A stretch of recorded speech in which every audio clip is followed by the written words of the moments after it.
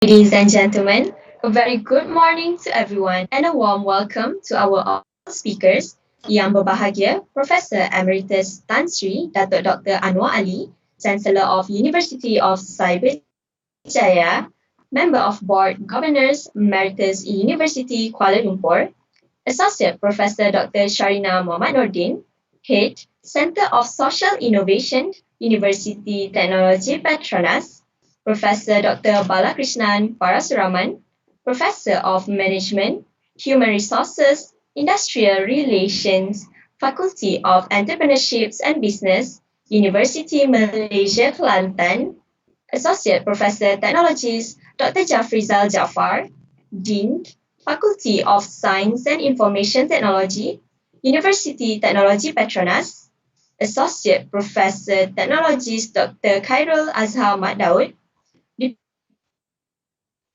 Deputy Deans of Academic and Student Affairs, Faculty of Creative Technology and Heritage University Malaysia Kelantan, our respective panelists, Associate Professor Dr. Pasu Puleti Wiswaswara Rao,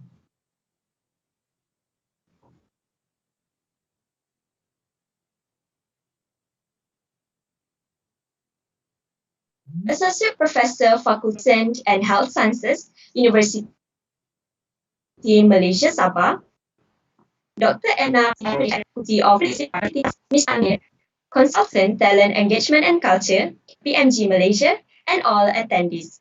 Welcome to CoSI webinar Utp-Umk Joint Talk and Forum. I'm Rebecca, and I will be the MC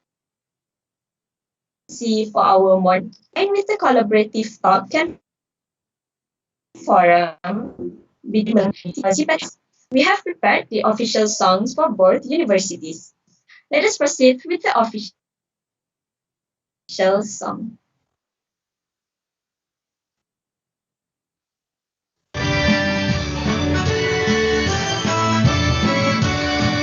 Luas bersama dalamnya bumi, mendasari tubuh ke akar bumi.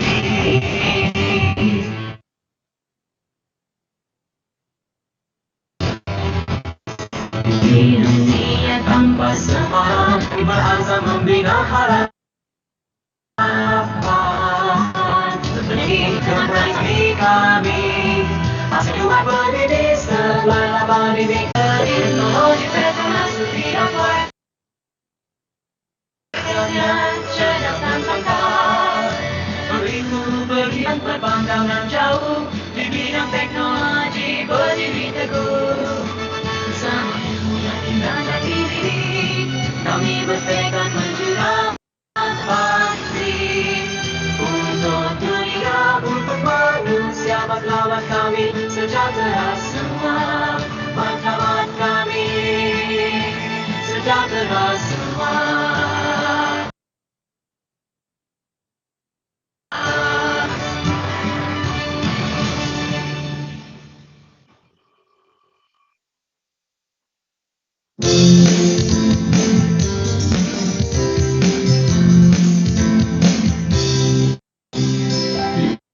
Jika dan merah warnanya,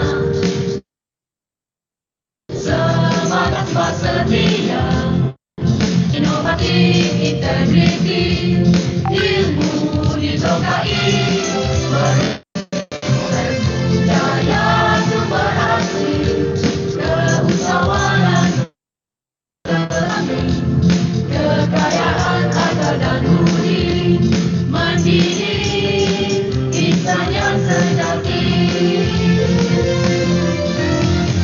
Merintis perubahan terkini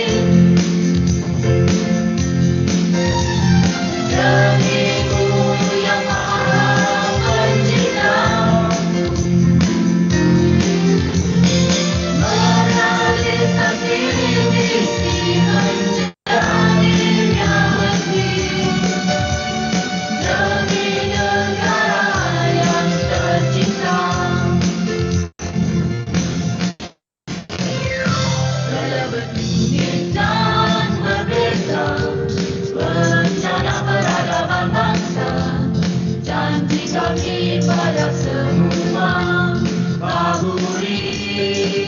jasa di mana jua. Merintis perubahan begini, dirimu yang maha pencipta, merealisasi misi mencari hati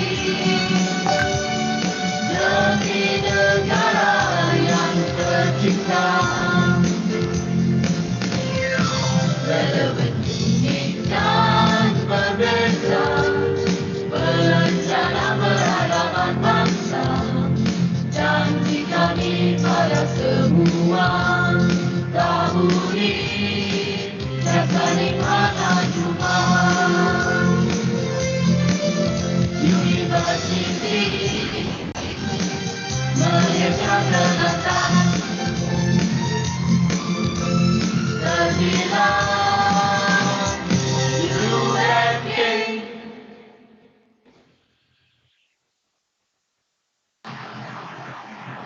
Thank you. Before we proceed further, let us first begin with the recitation of prayer that will be led by Mr. Ahmad Hazim. Please welcome.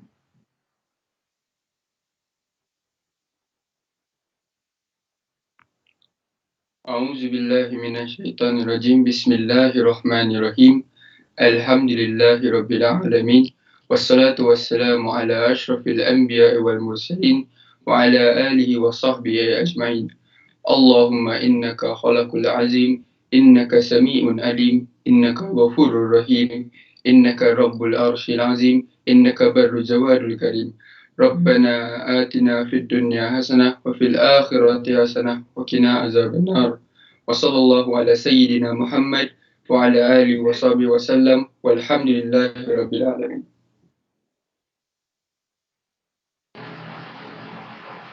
Thank you to Mr. Ahmad Hazim. Ladies and gentlemen, for your information, this event is a collaboration between UMK and UTP with the support of Center of Social Innovation UTP, Institute of Self-Sustainable Building UTP, KPMG Malaysia and KPMG UTP Ambassador. The objectives of this event are to engage community on awareness on nation building, competencies, and income in this era of COVID-19 pandemic, as well as to create platform of engagement with employers on preparedness in competencies and skills to meet the job market requirement. And lastly, to provide awareness to students and educators related to the skills needed to meet the challenges in the fourth industrial revolution era. Hence, this event is organized with a theme of nation capacity building, skills, competencies, and income generation. Moving on, I would like to welcome Associate Professor Dr. Sharina Muhammad Nordin to deliver her welcoming speech. Dr. Sharina, the floor is yours.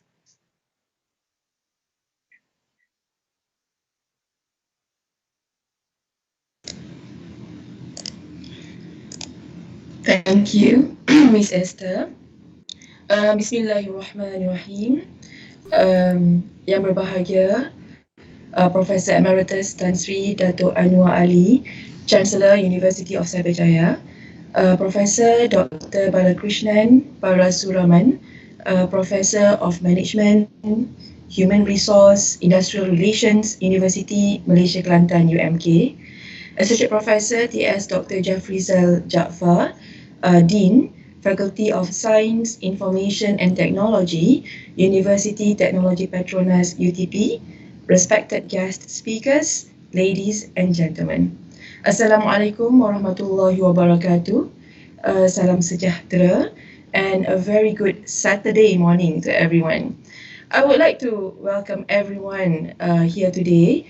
Though it is a weekend, it's a Saturday, but many are present today to participate in our webinar, which is hosted, as mentioned by Ms. Esther just now, by University Technology Petronas.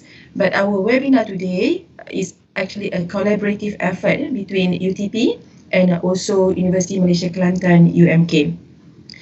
I would like to express my heartfelt appreciation to everyone involved in making this event a success, inshallah. So the theme of our webinar today, as mentioned just now, is very important, which is nation building, skills, competencies, and income generation. The theme is highly relevant to the education sector, but we are very privileged today as not only that we have with us eminent speakers from the academia, but we also have the honor to host speakers and forum panels from the industry. Thank you very much to all the speakers for accepting our invitation.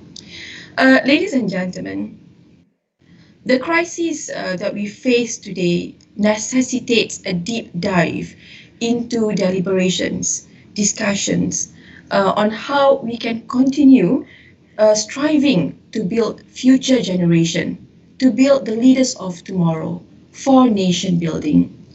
The pandemic today, as you can see, has caused economic slowdown and stagnation, which has threatened job opportunities for our future graduates. Some even fear a very bleak future for our graduates. We also know that the vulnerable communities are most impacted, especially in terms of loss of income and unemployability due to the crisis. Small enterprises are hit the hardest, and the workers with daily wages received most severe impact and become very vulnerable during this crisis. And it will take a very long time for them to recover during post-crisis. Um, well, just like Yang and Ying, along with this crisis, we also see opportunities that arise as the consequences of this crisis. We see that in some instances, COVID-19 crisis boosts innovation and technology and digitalization even more, and even at a faster rate. Hence, it is important to see how we can.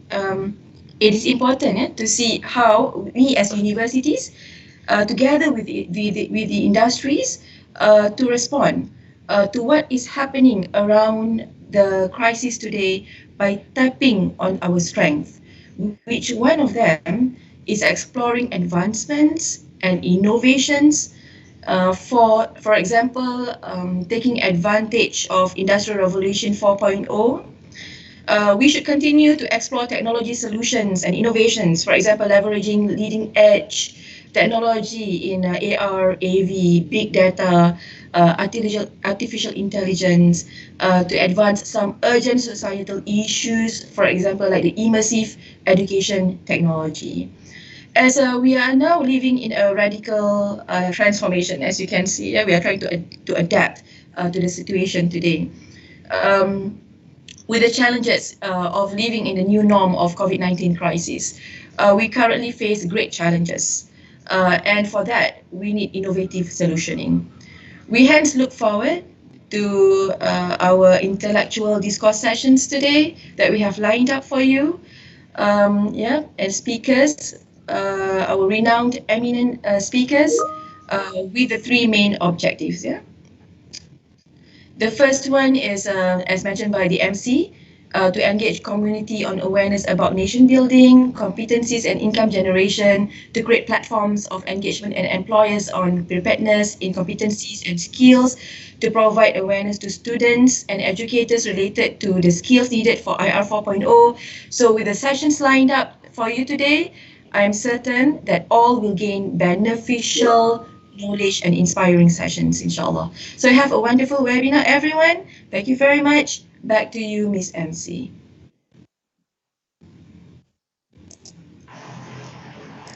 Thank you, Dr. Shaina, for the wonderful speech. Next, I would like to invite Professor Dr. Balakrishnan for his welcoming speech. Professor, the floor is yours now. Thank you to MC. Very good morning and salam sejahtera. Hope all of you are doing well today. It was great pleasure for me to welcome all of you. Thank you for making the time to watch our webinar today. It is especially a great moment for us to have a great educationist. First of all, yang bahagia, Professor Emeritus Tan Sri Datuk Dr. Anuwar Ali, who is the Chancellor of the University of Cyberjaya, our keynote speaker, and all respected panel members. My fellow colleague from UTP, yang bahagia, Associate Professor TS Dr.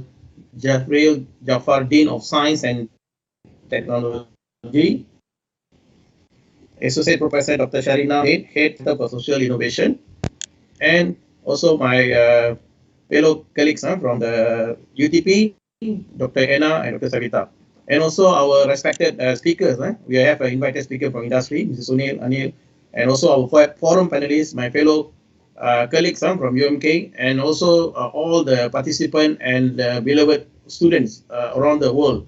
We already invited, sent the invitation to students from Africa, from India, and also from other part of the universities. Okay, first of all, I would like to welcome all of you to the prestigious seminar about UTP-UMK joint talk event. The theme of today is MENA is a nation capacity building skills, competency, and income generation. Thank you for participating in this webinar hosted by Universiti Technology Petronas. This is a collaboration effort between UTP and Universiti Malaysia Kelantan.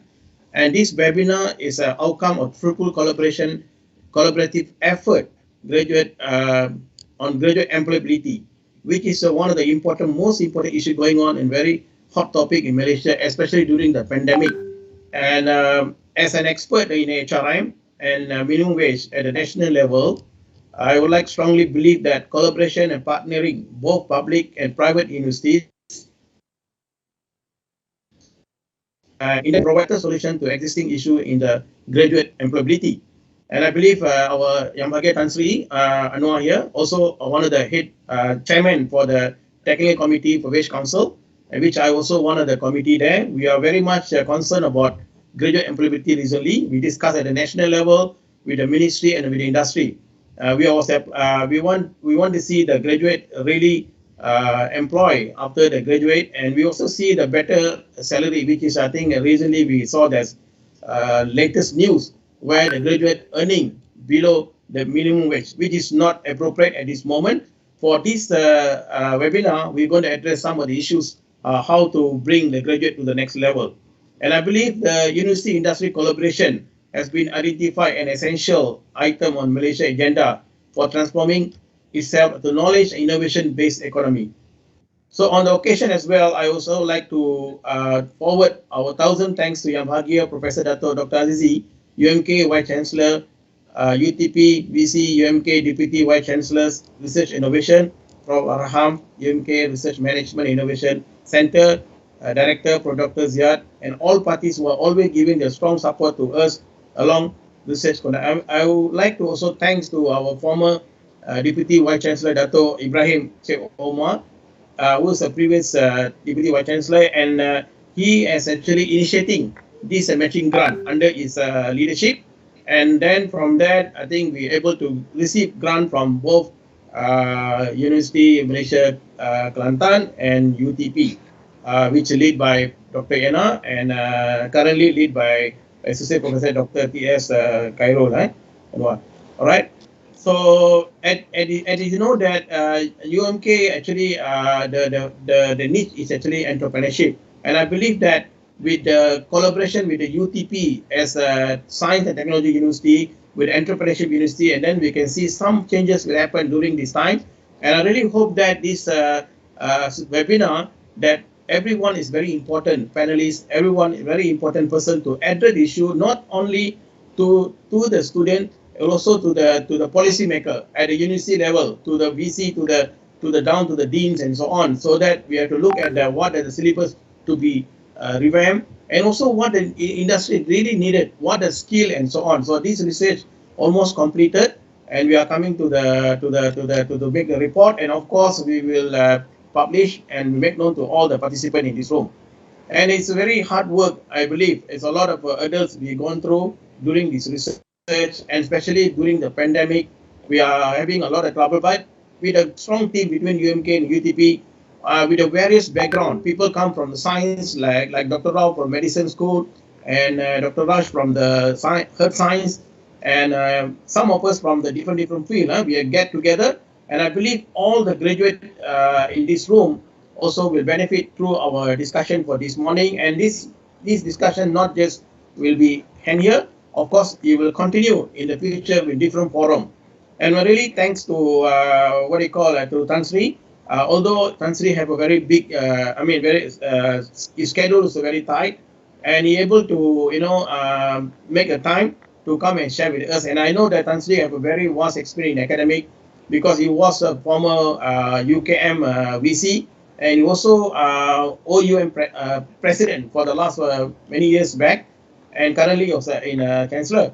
So with this all the experience, I think what Tan Sri going to share is really to giving the what going to happen in the future, what is going to happen in the future, and we need ready for now. So this research not just put in the desk. Of course, we're going to publish in journals and make a report, maybe in a book. And of course, the most important thing that the research goes to the policymaker.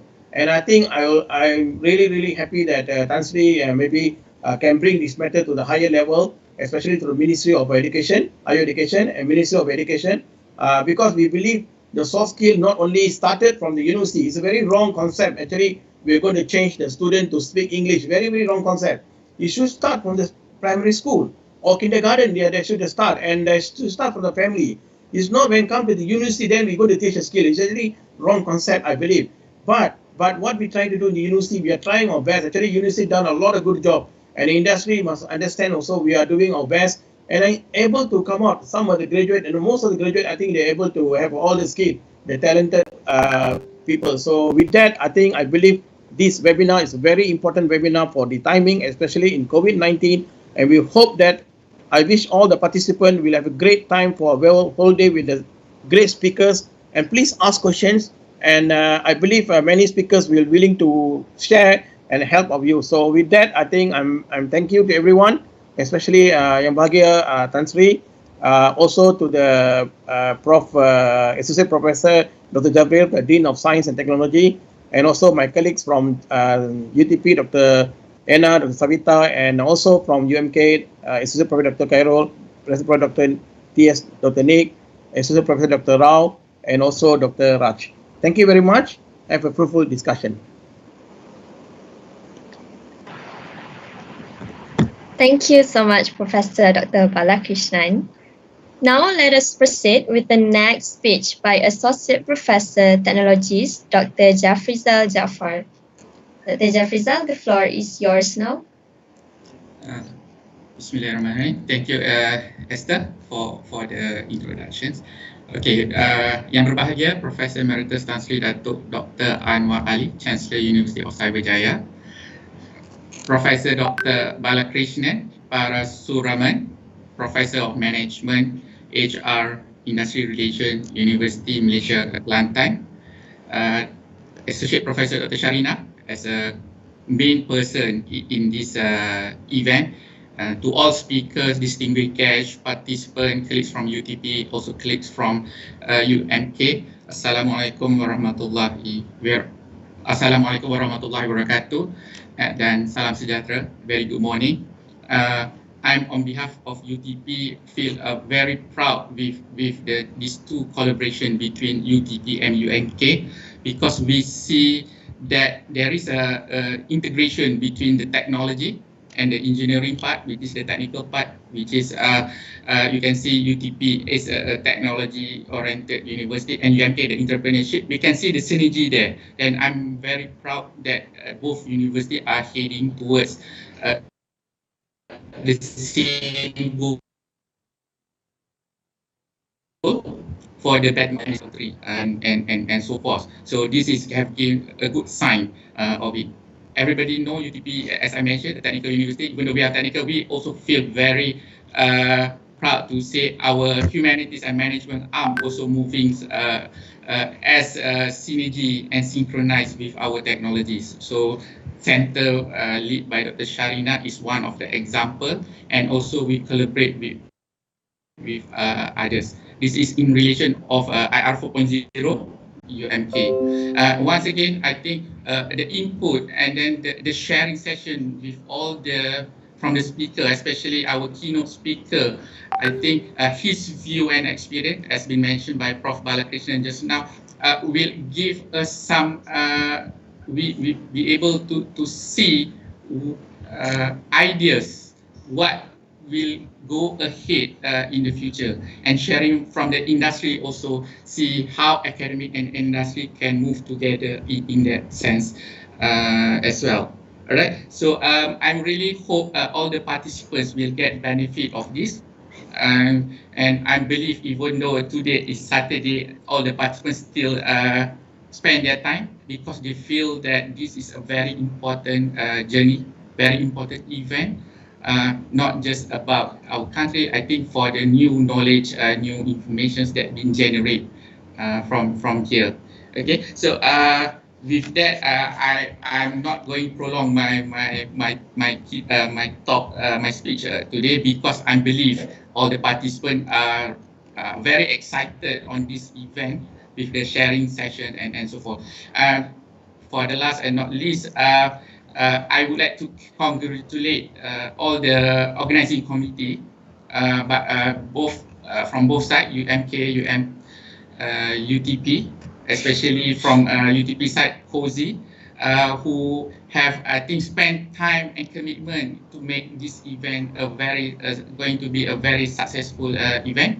And I believe this is not just a one-off event. There will be a continuous event similar to do some sharing, not just in UTP and with UMK. I think we need to go move forward at the national and international level as well. So with that, thank you all for this event, for inviting me to give us a few words, and I hope you will get a wonderful webinar and get benefit of it. So with that, thank you. I pass back to Ms. Esther. Thank you, Dr. Jafrizal. Ladies and gentlemen, the moment we have been waiting for is finally here. Now let us begin with the first keynote talk by Yang Berbahagia, Professor Emeritus Tan Sri Datuk Dr. Anuwar Ali. Tan Sri, the floor is yours now. Thank you very much, Miss Esther Rebecca. Let me, Assalamualaikum warahmatullahi wabarakatuh dan salam sejahtera. Let me firstly thank the organizers, particularly from UTP and UMK for inviting me to give a talk early this morning. I'm most delighted to be here, and I'm very honored as well. Let me firstly thank Dr. Sharina for being the host, the main host, Professor Bala, and of course Dr. Jafrizal, the Dean of the Faculty of Science and IT, for giving me the introduction earlier on. Next one, please. Next slide. Well, ladies and gentlemen, let me begin by sharing with you what I feel as the general background of the development of our country. And I have quoted two quotations here. One is from the Malaysia Malaysia Plan, which is introduced in 1971. And the most recent one is the Malaysia Education Blueprint for Higher Education from 2015 to 2025. Now, when you look at these two quotations, we feel a sense of urgency to ensure that there's a match between what is produced by universities, the graduates from universities, and at the workplace. And things haven't changed. If you look at the second Malaysia Plan in 1971, that was introduced in 1971. So the policymakers were worried, even at that time, 50 years ago, that the expansion of higher education can quite clearly pose problem of educated unemployment of serious proportion. And now when we 50 years down the line, when you look at the Malaysia education blueprint, they are very concerned about the mismatch between the supply and the demand of graduates, as you can see from this quotation. Next, please. Having said that, I now refer to the aspiration of this webinar forum, which is to ensure now we are in a middle income, what we call middle income developing country, and we haven't gone to be a high income economy like some of the developed countries and even our nearest neighbor, Singapore. So in that sense, if you look back at Vision 2020, which was initiated about 30 years ago, we wanted to be a high income economy so that we have a very high level of capacity building, that means our human resources and so on. And from this, we develop various sectors of the economy so that it will generate income for the citizen, for the population of the country. But as it is, Vision 2020 target of being a high income economy is constrained by the fact that we cannot move on. We are just being called as a middle, or rather middle income country rather than high income economy. So because of that, one has to understand that there is always a gap between realizing the most important asset that we have, which is our population, our young population, our youth, and we all, so that we become productive and to contribute to the economic activities of the country. So the constraint may be felt in terms of the various challenges that is faced by the education sector, not only the school sector, the universities, but also lately we have introduced lifelong learning, which I will mention later.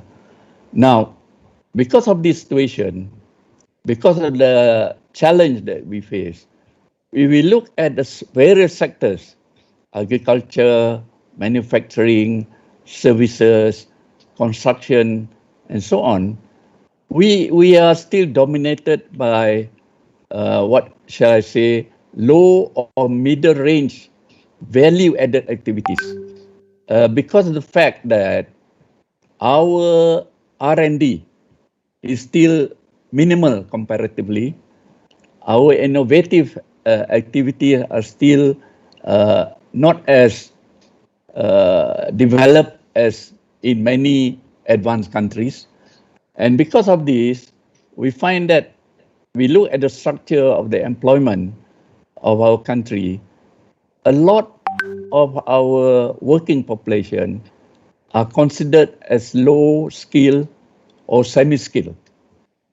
But nevertheless, we can see an increasing number of those who are regarded as highly skilled. For the moment, it's only about between 25 to 30%. But hopefully, with new policies, with new priorities in terms of our human potential, we hope to enhance the number of highly skilled workforce in our country. And because of this low value-added activities and the concentration of people of our working population in low-skilled and semi-skilled workforce, we find that the trickling down effect of income generation in the country is very slow.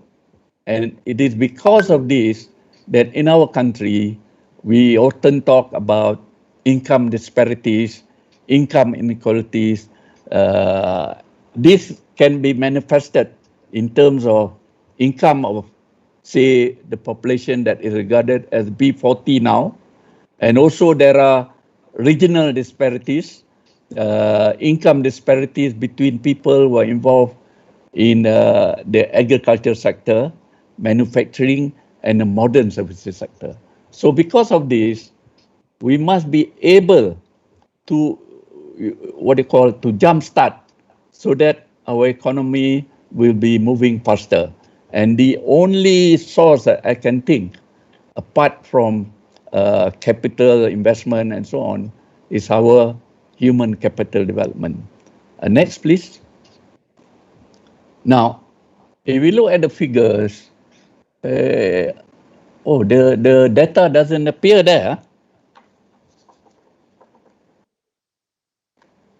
The table don't seem to have the figures. But anyway, let me just say this, that because of the current situation, and as was mentioned earlier by our distinguished speakers at the beginning, we are very challenged because of the COVID-19 pandemic, which started seriously about slightly more than a year ago in March 2020. And because of that, the latest figures show that the unemployment level in our country at the moment, which is first quarter 2021, has been increasing to 4.8% of the working population. Generally, over the years, all over the years, is about 3%, 3.2%, and so on. But because of the situation of the pandemic, and I believe now that the PKP has been lengthened for another 2 weeks, the chances are that this may be affected in terms of our employment figures for the next month or two. Now, what is also important in terms of the impact of COVID is the underemployment of our working population. It becomes more conspicuous, and we find that actually, according to DOSM, the Department of Statistics, 2.9% of our workforce now, which is the last 3 months, shows that the number of people are working less than 30 hours per week. But I believe the numbers may be higher because a lot of our working population are involved in small businesses, small enterprises, and or micro enterprises. And these numbers may be inflated if we look thoroughly. And at the moment, those people who don't who work less than 30 hours per week is amount to about 440,000. And within this month, I suspect this will increase further. Now, in terms of graduate unemployment, this is of course serious matter, not only to our faculty members, but I believe to all our undergraduate now who are coming out into the system maybe next year and so on. What is happening is every year, Malaysia produces generally about 300,000 graduates per year, plus those who come back from overseas and so on. So the number of unemployed graduates may increase within this month, the following month, and until the end of the year. And as was mentioned by Professor Bala Krishnan just now, what we find is because of this, there's a lowering of graduate intake, the fresh graduates, I mean. So as we can see from the figures, from 2019, before COVID, the general wage level of graduates, fresh graduates, will be between 2,000 ringgit to 2,500 in 2019. But last year, it was found that, according to DOSM, is between 1,000 to 1,005. And this, as Professor Bala mentioned just now, is actually lower than the current minimum wage for common workers, for those who are considered as unskilled or semi-skilled, at 1,002 for major towns and 1,100 for those outside the major town of this country. So you can see the situation is very, very challenging, not only for universities, but also I believe for industries as well. To keep on taking in people, taking in new people, including our fresh graduates. Next, please. Now, I believe that as part of our discussion today, the most important development for undergraduate of our universities are actually, I listed there, we can discuss this quite a while, but nevertheless, I just highlight some of the things that are important for us to realize, for the undergraduates to know.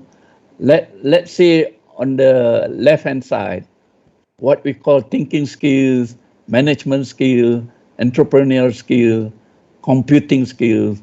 These are actually learned most of the time when you are undergraduate, because that will be to me a higher level of skills which must be which must be taken into account by faculty members and transmitted, shared with the student.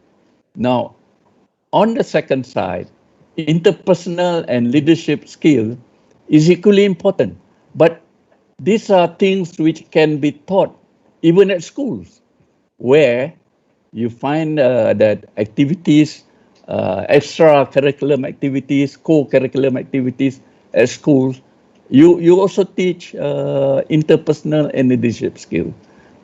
And the other one is, of course, communication skill. We communicate, we articulate with others, we discuss with others, and language is, of course, important.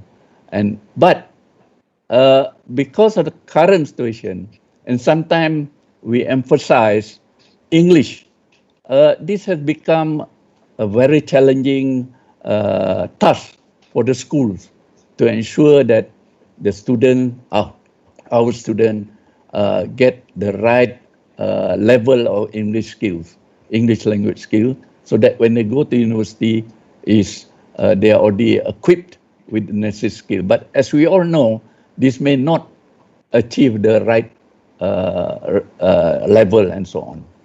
Now, for all these skills, to me, I believe that, and talking through experience, it's a learning process that will go through at every stage of our life, whether from the family to start with, and now that we find, to me, there are three pillars of education. One is the school system. The other one is, of course, our universities. And the third and last one is lifelong learning. Because most people in our country, because about a big proportion of our young population, almost 60% or 62, 63%, don't go to universities. But they have a second chance, meaning lifelong learning. They can go through lifelong learning, but also undergraduates who can go lifelong learning. They take in other courses and so on. This is part of it. But the problem here is, for instance, when I say three pillars, whose responsibility is to ensure that our graduate will have all these skills when they come out of the system. Because if we read some of the articles in newspapers, even in journal, there's a tendency to blame the universities when it comes to undergraduate, because they will say, you don't teach all these interpersonal skills, your students are not good, your graduates are not good. But I believe it's a continuous process from school Some of the skills are learned from school, even thinking skills. You don't have. You must encourage thinking, even at school level. Secondary, primary, and so on. Not rote learning as we know it. And I'm surprised. I think you all share with me. Every time when we have SPM results, the last 2 days, is always better than the last year. So I don't see where's the end, where's the end. But despite the fact that now, because of the hybrid form of learning and teaching, the result SPM for this year is better than the previous year.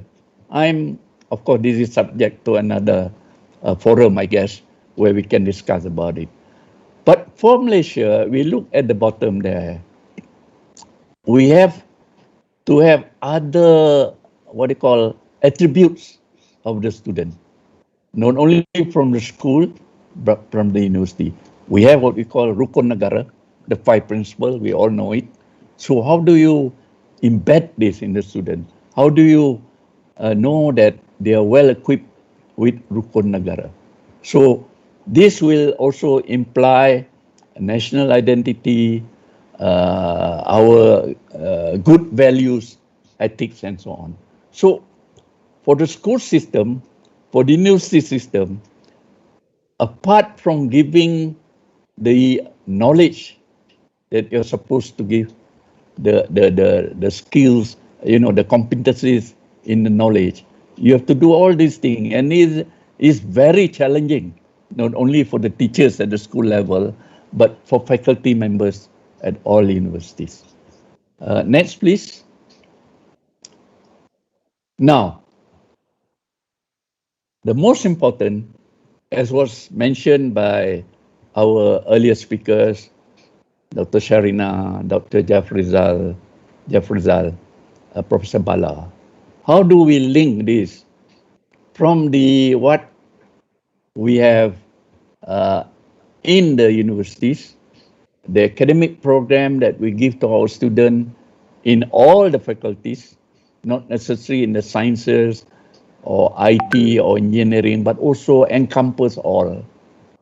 And we have the current policy, which is not much discussed currently because of the fact of, the government is dealing with COVID and so on. But there is such a thing as shared prosperity agenda of the government from last year, aim to be next 10 years. And these three things are actually emphasized, are given priority in terms of human capital formation. What are the role of the schools? What are the role of the universities? That's the first one.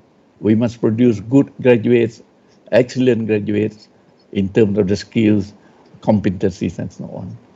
And then, of course, TVET, vocational education, has been mentioned all the time.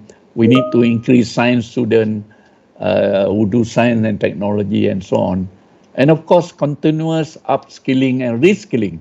This has become a major part of the government initiative of late because of the current situation where people are laid out, and what is needed is how to upskill them, and certain portion of our population, particularly the semi-skill and the low skill, have to be their skill have to be enhanced, not only by industry but by training providers in our country. But of course, all these things currently must be related to, as was mentioned earlier as well, which is Industrial Revolution 4.0. Now, the Ministry of Education, Higher Education, has this action plan, and you can see the slide there. It gives a lot of focus on the new areas that universities school must play, and we mentioned about artificial intelligence, data analytics, Internet of Things, and so on. But again, how do you relate to the system? Because to have all these new things which are beyond our capacity in a way, because they always, the development of this IR 4.0 is exponential.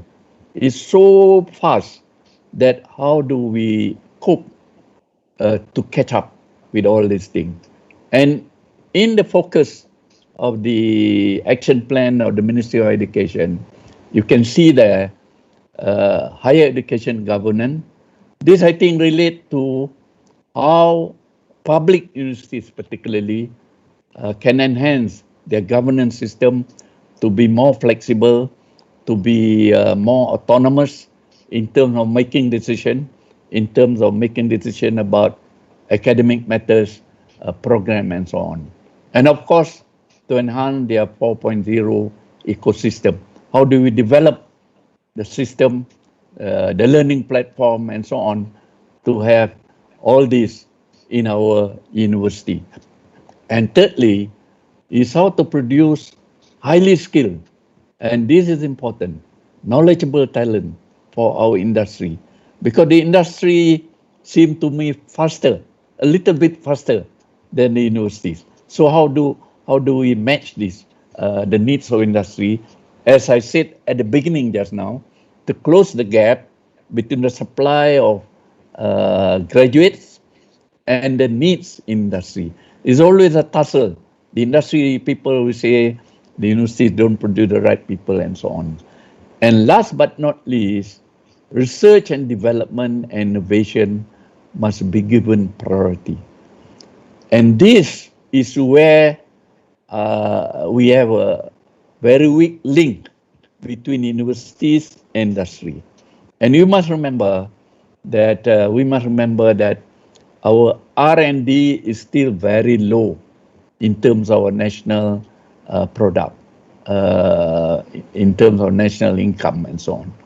Unlike countries like Singapore, Korea, around this area, Japan, and of course China now, they spend about 3 to 4% of their KD and national product every year for research and development, which can be commercialized. This is where we are still weak. This is a weak link that we must have, so that universities produce the right thing, produce the right product, the right innovation for industry. Next, please. Now, with all this, I believe that we have the potential. There are people in our universities who are well geared to this.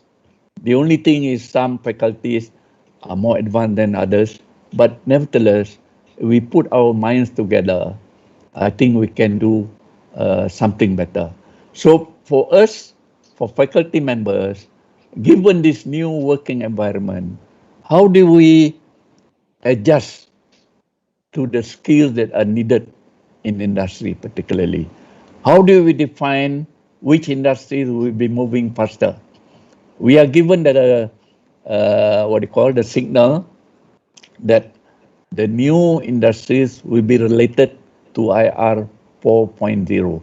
But as a small country, as a country that is not as developed in terms of R&D innovation, we must be able to focus, to give priority to certain new skills.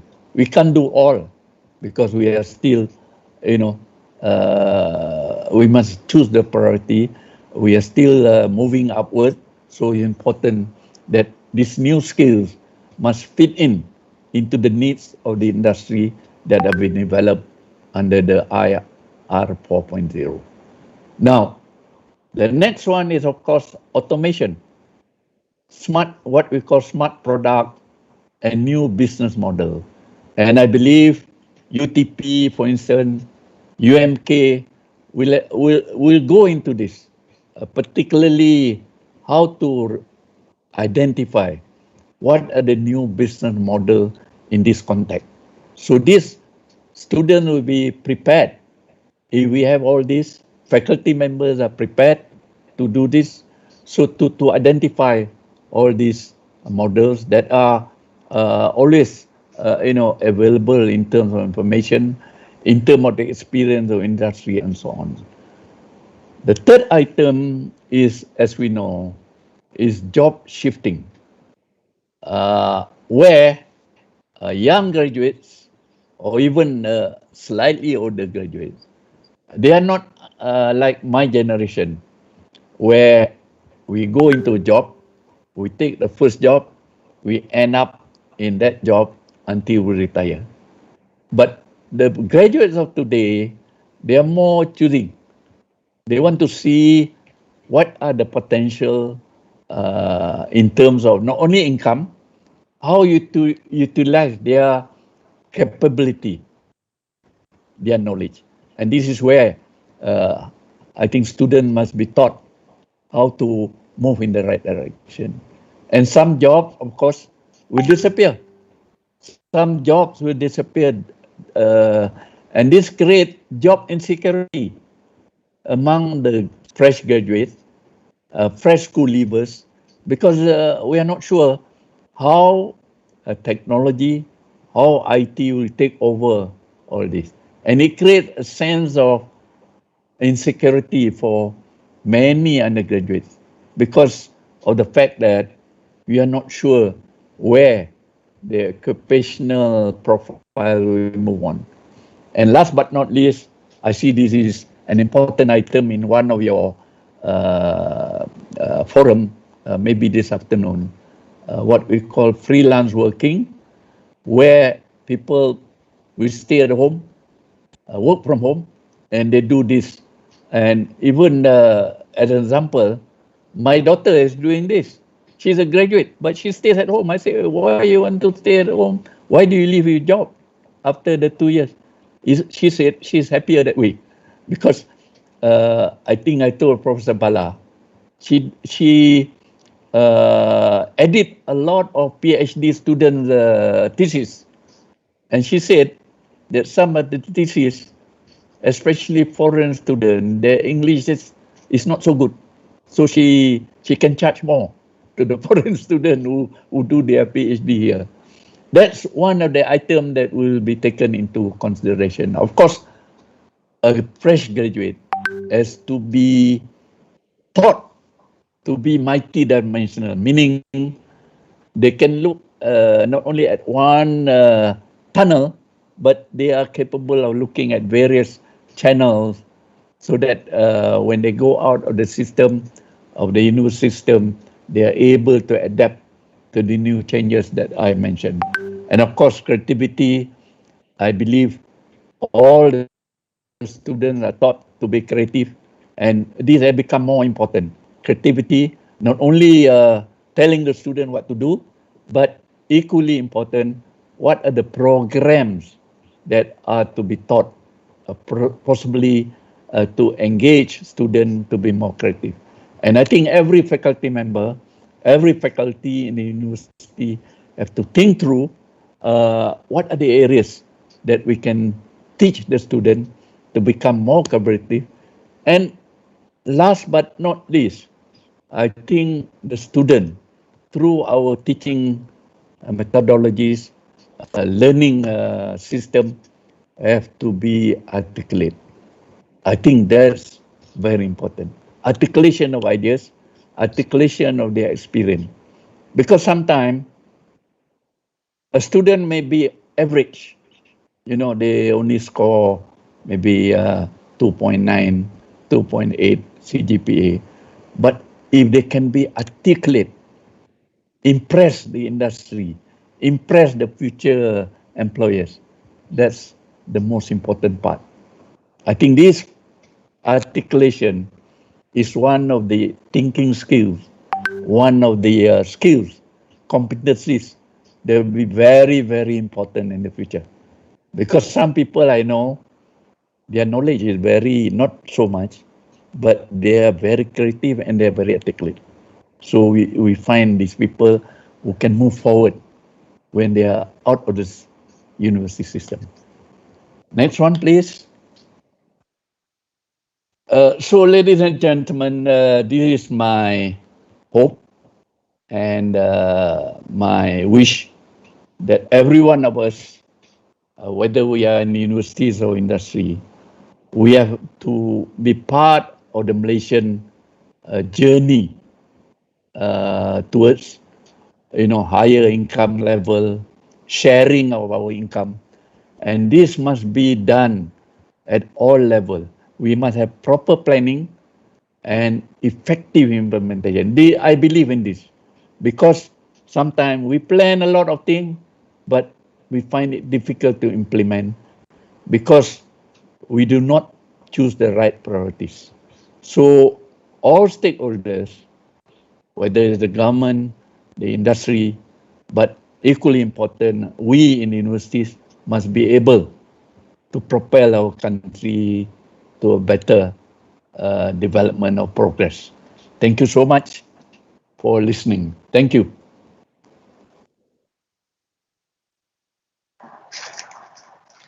Thank you so much, Tan Sri, for that wonderful insight. Thank Ladies and you. gentlemen, should you have any question, please type it in the chat box and we will select your questions accordingly. Okay, next we will proceed with our Q&A session with Tan Sri. And I can see that we have several questions from the chat box. Tan Sri, I will read the question for you. Okay. We go one by Okay. one, so that Okay. easier to find. Easier All one I right. can answer. The difficult one, Professor Bala will answer. Okay, so we have a question with 2 likes here. So I'll go with this question first.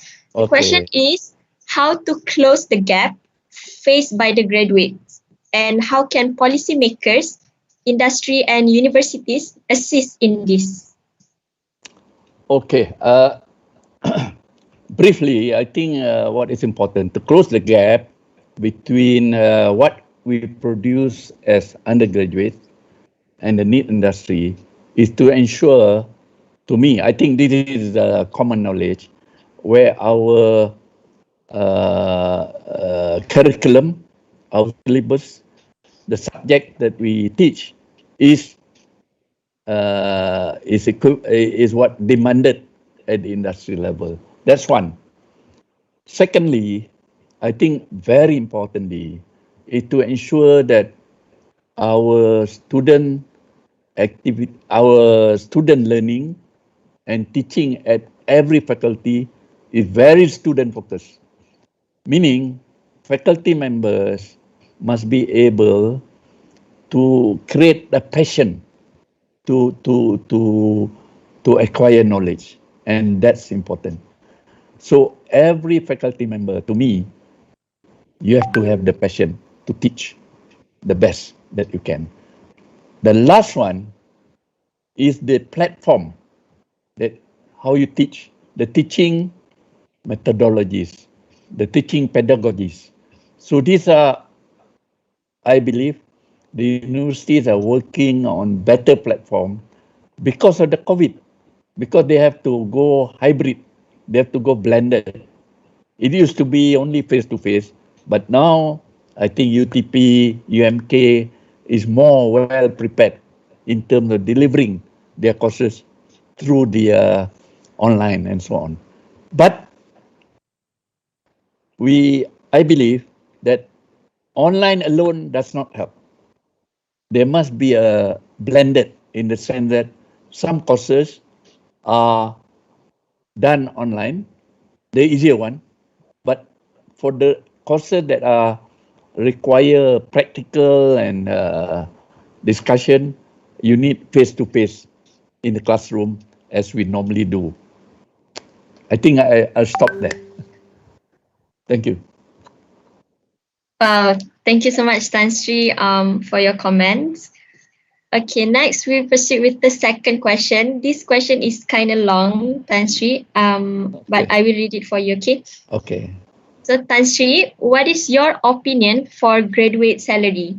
Do the graduates have to set their own minimum salary or do we let the market force to determine our salary as the graduate? Okay. Yeah. I personally, I don't believe in market forces. Sometimes, totally. Of course, people industry said, the wage level we find is a level uh, when you determine the supply and the demand. But as a government policy initiative, for instance, the minimum wage which Professor Bala was mentioning, and I've been involved with fixing of the minimum wage for the last 10 or 11 years, because it creates a situation where the needs of the lower income group will be taken care. Even then, at the current rate of 1,200 in a major town and 1,100 in the smaller town is not enough for working men to take care of the family and so on, because the cost of living has increased and so on. But for graduates, unfortunately, because of the current situation, of COVID, and we can only hope and dua that it won't last, it will just be over. Because the employers, industry, will try to get employees, their new employees, as near as possible to the minimum wage, because they argue that you don't have practical experience, you're fresh and so on. But I think, given the right situation, if our economy will grow at a rate that was before pre-COVID, then I can only hope that the graduates that are fresh, that get a job, will get more than what, because the parent, they have invested so much, in higher education, so they need a certain level to tell them that I have the knowledge, I have the not experience, I have the capability, I have the competency to do a good job. Otherwise, they put you in the same level or the same category as unskilled or semi-skilled worker, which is not good for graduates. And I understand, and I think Professor Bala will concur with me, because of the current situation, because the numbers of graduates are unable to get a proper job, they sometimes declare that this is according to the Ministry of Human Resources, they don't declare their qualification just to get a job.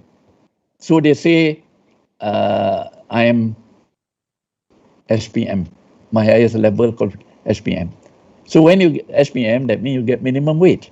And in some sector, they don't even pay minimum wage, less than the minimum wage. So it's to me, it's very sad actually for our country, because after so many years of development, COVID has affected us so much, and I hope that this won't last.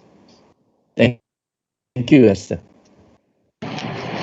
Thank you, Tan Sri. As the future graduates, I also hope that this COVID won't last forever. All the best to you. Thank you, Tan Sri. Okay, so the next question is more about academicians. So as an academic, in terms of academics, what is our role to ensure that the skill required by industry is in line with the current development of technology and current challenges? Okay, I think the challenge to me, as I can see in a general terms, first, the role of the faculty, as I indicated just now, the role of the faculty, the dean and the management of the faculty, or even the top management of the university, is to ensure that every faculty will go through this process regularly, in the sense that they keep track of what is needed, what are the kind of competencies that are needed at in the industry. So I think collaboration, as in this forum, between universities and industry is a welcome move, and it should happen every time, so that faculty members know what industry is doing, and at the same time, industry must understand the constraint of the university.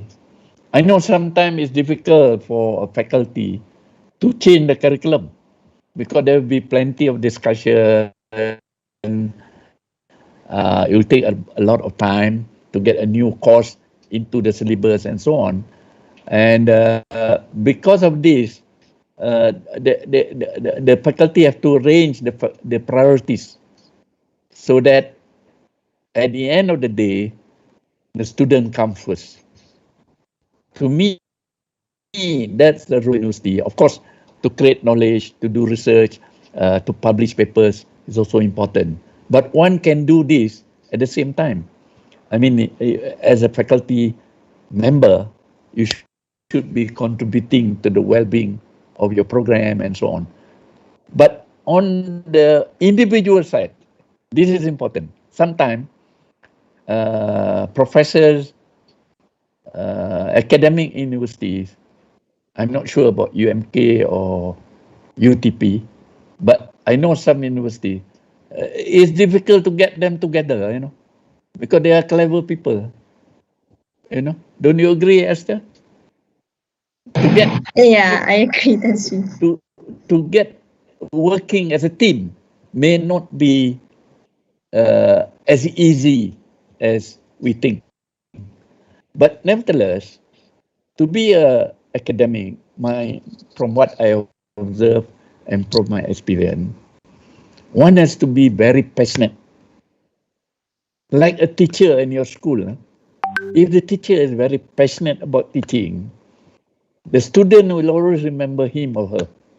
Betul tak? So, a faculty member, I think besides, I know they have a lot of responsibilities. They have to do their own research, they have to write papers, they have to do all sort of things to get money to do research and so on. But we shouldn't leave teaching as it is. You must be able to to teach the best way you can. And the student demand that.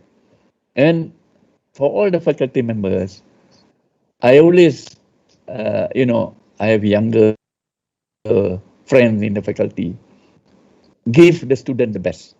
Take care of them, and they remember you for life.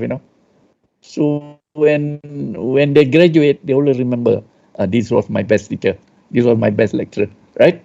So I think responsibility, in short, Esther, one is a faculty to work together. One is also, the other one is individual faculty members. They must contribute to their best ability. So when we talk about competencies of students, we must also address competencies of lecturers. Some are better than others, of course, but you have to be the best. Okay, Esther? Thank you. Thank you, Tansri.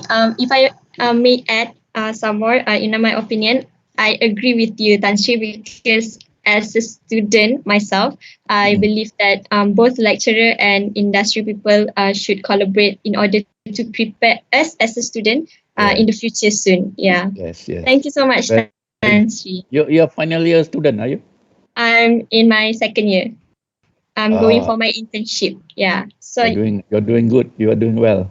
Thank You're you, very brave, Some students won't dare to be a MC, like a forum like this. I must congratulate you and your faculty. Thank you so much, Tansri, for the compliment. So that's all. No more question. Tansri, actually we have some more questions, but this should be our second. This should be our second last question. Is that okay for you, Tansri? No problem at all. Okay. So this question I have so much interest in this question. The mental health really affects in our way of working from home or learning from home. Right. So, will there be any mental awareness programs that should be concluded in the learning syllabus, Tan Sri? What do you think? Oh, ini beyond me lah. Beyond. You know, is it because the student are being challenged in a different way because they are at home, they go through the to the internet and so on. There's a problem of not getting the right exposure and so on. It must be challenging for students. But I think if there's a way that faculty members can help, and it's also challenging for the faculty members. I understand faculty members have to prepare. Online teaching is not as straightforward. You have to understand the system, and then of course there's problem about the system not getting the right, reaching the student and so on. So I wouldn't know what the student are thinking. I'm sure. That's why I mentioned earlier. I'm wondering why, or rather, how come SPM result this year better than the previous year? Because they cannot compare. One is online, studying at home, and then the other one is full time in the school. So that part, I'm afraid, Esther, I'm not able to answer. But I think, I'm sure some faculty may have done a small research on their student, how best to engage them. I know the pressure is so much. Thank you, Esther. Thank you, Tan Sri, for giving your opinion regarding this. Yes, and I agree again that university is currently doing their job in making sure that all students will get all the knowledge they needed Yes. through online platform. Yes. Thank you, Tan Sri. So this will be our last question due to the time Alright. constraint. Okay. So Tan Sri, please give your opinion on how to enhance our communication skills and how to instill entrepreneurship skills from high school itself or from university. What the first skill is what? Enhance entrepreneurship skills and communication skills. Oh, let me answer the communication skill part. I think I'm not sure because if you read the information that I get, maybe it's different now. It used to be in schools. I don't know your experience, Esther, and your friend. In school, even during my time, we don't talk much because the teacher will, you shut up. The teacher will say, it depends on the teachers, but definitely our school system does not encourage people to communicate in the sense, the student lah, the people. So this will be carried over when you go to university. So that part, I think, is maybe some are better than others, of course. But as I said earlier, the fact that you are familiar, but on the side of the student, I think if they have knowledge, they have to be able to articulate like their professors or like their lecturers. Yeah? Entrepreneurship, I'm not sure because every university now apparently have courses that teach their student, their undergraduate to become entrepreneurs. But I believe being entrepreneur is not only, of course, teaching is to complement what you don't have. But I think some student, some undergraduate, they have a better background Maybe their parents are in the family business, their business, that they learn from their school days. That's why I believe that uh, uh, let's let's really study whether this program is needed, entrepreneurship, because not everybody will become entrepreneurs. Some will become work in the bank, work in the government sector. They are not entrepreneurs. Only no, I mean I think we have a jerk. The ministry maybe 10 years ago have a jerk approach. Oh, we like entrepreneur. We have a program. Not necessarily that that's the best way, because you must do a study of the total graduate numbers every year. How many are entrepreneurs? No, they work with somebody first, maybe in a family business. That one is okay. They later on they develop. The parent or the father will pass down the business to them. But in most circumstances, they work in companies or small enterprises, and you don't expect undergraduate to to buka warung.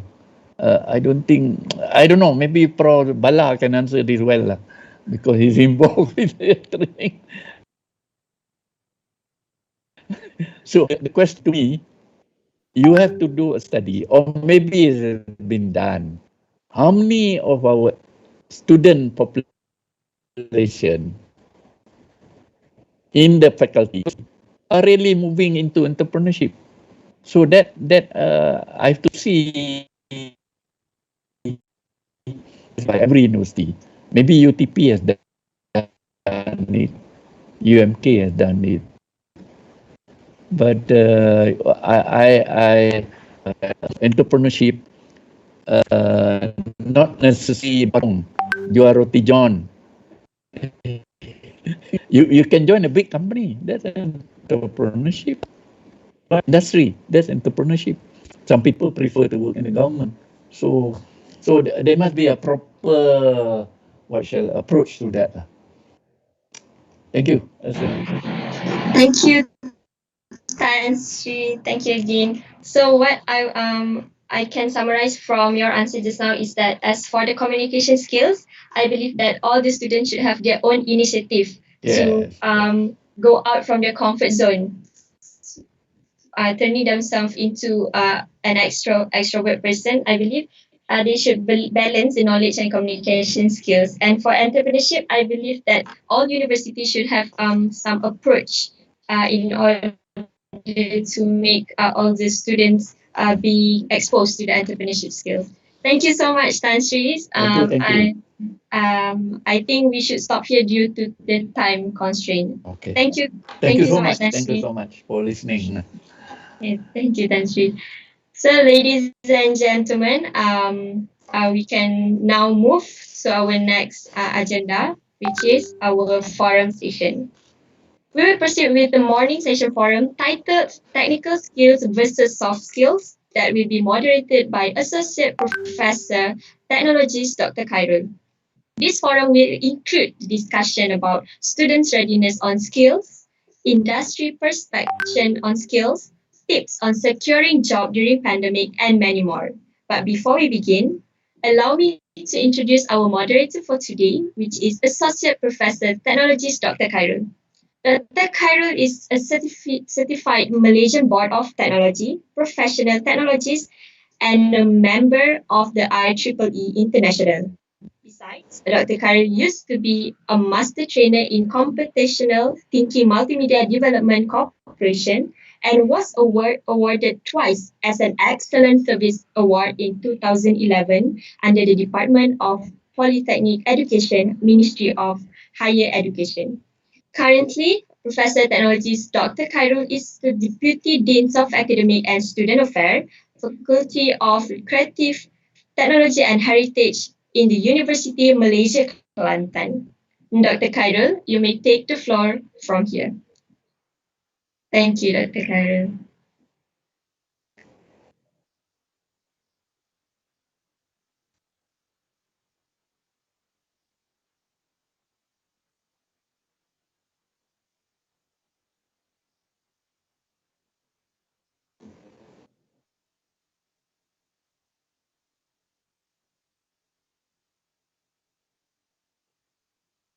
Dr. Khairul, are you there?